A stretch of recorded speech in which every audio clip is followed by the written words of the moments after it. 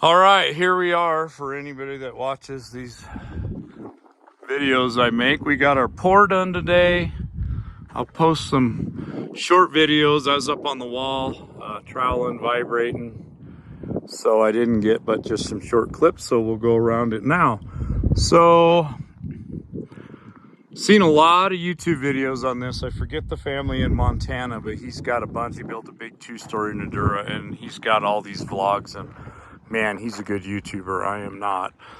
But I'll just show you what I did. So anyways, in his video, I really was glad that he said on these factory joints, on these corner blocks, you know, they have a clip that goes web to web from Nudura, and I'll just tell you, they're great for when you're putting them together, but when you start pouring concrete, they definitely pull. Like these, you can see a little bit how these pulled, because these were right tight together. So I'm glad that I watched his video and put those on. This one pulled apart probably 3/16 of an inch. And there's a few of these that were like that. Now, these are smaller windows. This was a place that I boneheaded when I was putting the blocks together, and I was just trying to be so careful to not run out of blocks, and actually I ended up with extra, so that was nice. But here I had cut this and didn't realize it, but it is a factory joint, so it's clipped, but I went ahead and scabbed those together. So here is a point of contention that I will tell you. So we had 3 of these happen. None of them were bad. Thank goodness they didn't blow out. But while I was on the wall, I could see these pulling apart. So that is supposed to be like a 3/16 gap that's pulled out about an inch. There's one around the other side of the house that's even worse. But so we went and cut some scab boards and got it patched. This is a control joint right here. That absolutely no problems with that. That I had scabbed on. It's good when you do these scab boards to catch 2 ribs on each side. This one, there's a little piece, so I caught, you know, all of them. So that was great. These, honestly, when we go inside, I'll show you, we scabbed around these windows a lot. And I wish we'd have done the same on the outside. I thought just doing one would be okay, but here's the problem that I didn't know. So hopefully somebody will catch this from my video. But when you have a web, these webs are every 8 inches. Sorry, I'm in the shadow. I'll show you again when I'm around in the sun. But so these lines are 2 inches. Here's the web, 2 inches, 4 inches, 6 inches. When you've got that much room with no web brace in there by a window, could easily pull out, which is what that did. Because this side is 2, 4, 6, 7 inches away. So I should have put more scabs around those windows. So I'll show you the top here. We'll get it back out in the sun. There's Dad. Hi, Dad. So up top, we put this 2x on end, because even with the bracing up, that wall was wavy up top. So in other videos, I think it was the Dirt Perfect guys videos, they showed how they put those on. So we pre-drilled those and used 4-inch screws. And I'll tell you, these plastic webs in there are not really as strong as I was thought that they were. Like, you're not hanging cabinets on them by any means.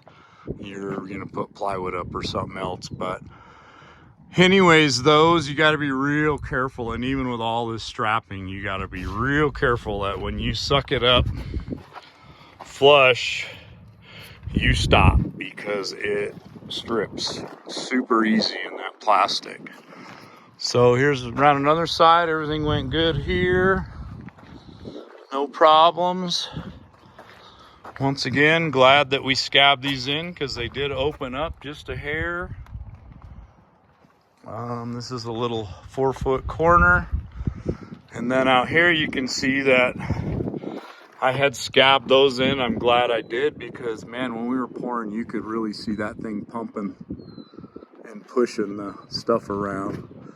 Everything was good here. You'll see that strap. We'll show you why that's there on the inside. This was just these small, when you don't have a lot of room between your openings and you got a piece of block. I like to scab those, and that worked good.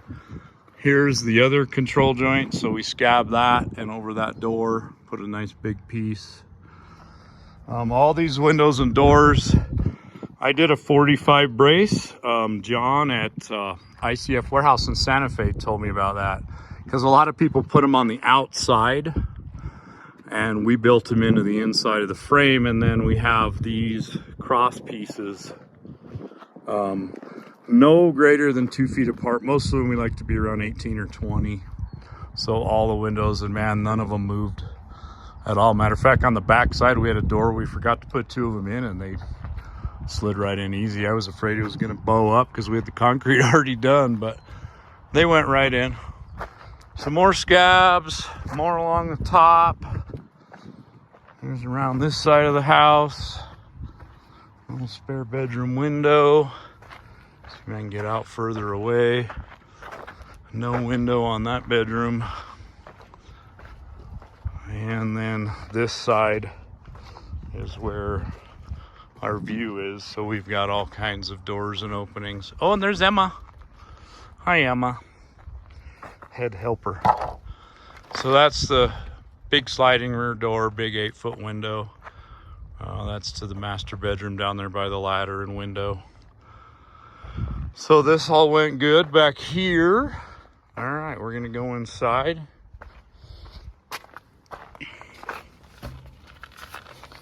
Gotta crawl through the window,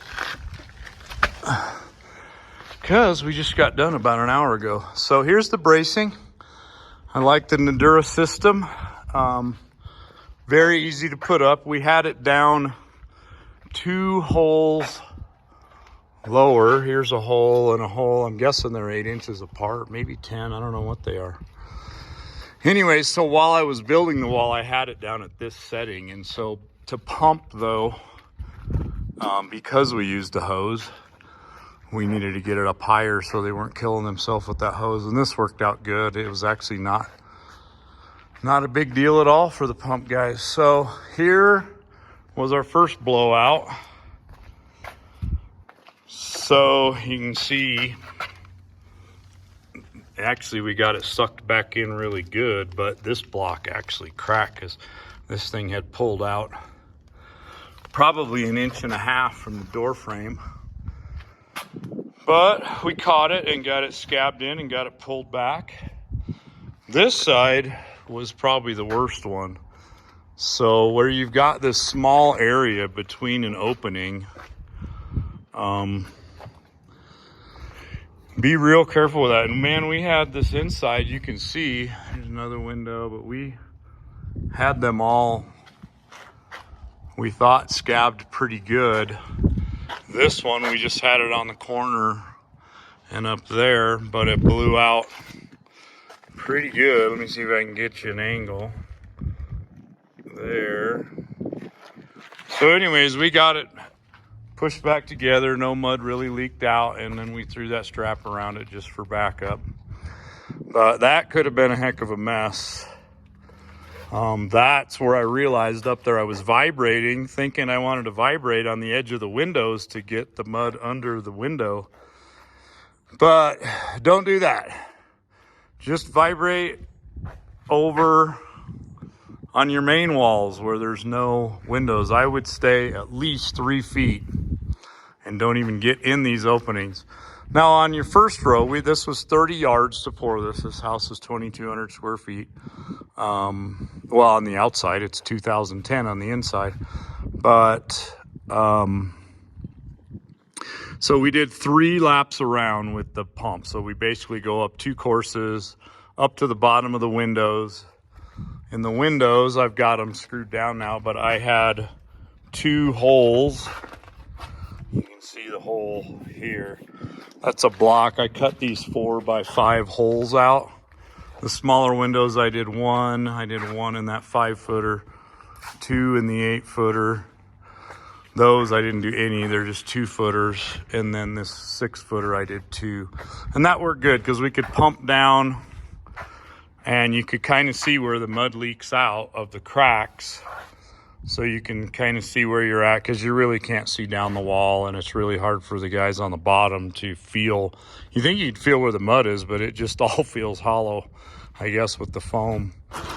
But anyways, that one blew out pretty good, but we got her scabbed in, didn't lose any mud. I'm guessing I can just, it's just foam, take a rasp, and it's 2 5/8 thick, so it's only blown out about an inch. I can just rasp that back in to have a flush wall again, because we'll drywall the inside. But anyways, everything went good. I was tickled. Since we did a hose pump, we just ran a 2-inch hose. And of course he has a remote control, so we could speed it up or slow it down, and we could stop over the windows and hand the hose down. And guys on the bottom, after we got the edges where we thought was good, then they could fill the bottom up of the window, and that went good. And then we ran a Sawzall. Let's see if we can find it. Yeah, I just take the blade out of a Sawzall. This was another YouTube video I saw, and you can just, whoop, that one's dead. But it worked good. You can just run that down the wall and it helps vibrate on the inside. And then I had a battery-powered Makita with an 8-foot whip up top.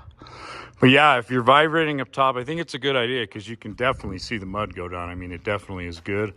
But I would hesitate to do it near the edges of your openings after on your second loop around, when you're up at your 6-foot mark. But anyways, that was cool. So the scaffold, yeah, we moved it up, and then I leaned, of course everybody knows that from everybody's Nudura video or ICF videos, but we leaned everything in all the way around on all the bracing. This is 39 braces. I put them every 5'4". So I would do a corner at the first web, which is 8 inches. And then, so the bracing cleared, I would do this one at the 4th web, which is 32 inches. And I don't know, then I went 5'4" from there. Basically every 8 webs, I put a brace. And as far as bracing goes, it seemed to be ideal. So once we got done pumping, right at the 3-hour mark, it was about an hour per truck, 10-yard trucks. Then we just took a level. I've seen guys use a string line, and I was setting it up, and I'm like, well, I don't know. Why don't we just go down there and plumb all of the bracing? So then we don't have to have a guy up top. So I don't know. I can't see how that'd be any different. I mean, if you're going to plumb the bracing to have a plumb wall, I don't know what the purpose of the string is, honestly, because if your walls are plumb, they're plumb.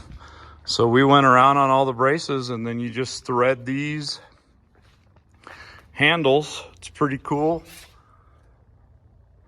There's a thread down there, and on the bottom is just a swivel, so you just turn those, and we just went around. And I went around twice just because that's the guy I am. I didn't trust it once that I thought, well, maybe they moved, and I'm glad we did. We probably double checked 4 maybe of the 38 that seemed not perfect, but now according to the level, they're all perfectly plumb. So now I'm going to take these scaffold bore planks down and go form the garage and the back porch.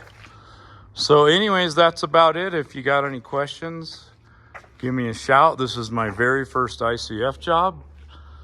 But I don't know. I tell anybody you can do it yourself. It's not that hard. There's a little bit of technique. I think when you're putting the block up, they go up quick, but they really don't go up quick because you're figuring all your window and door openings. So you've really got to have your framing plan for the inside, which I'm also going to be the framer.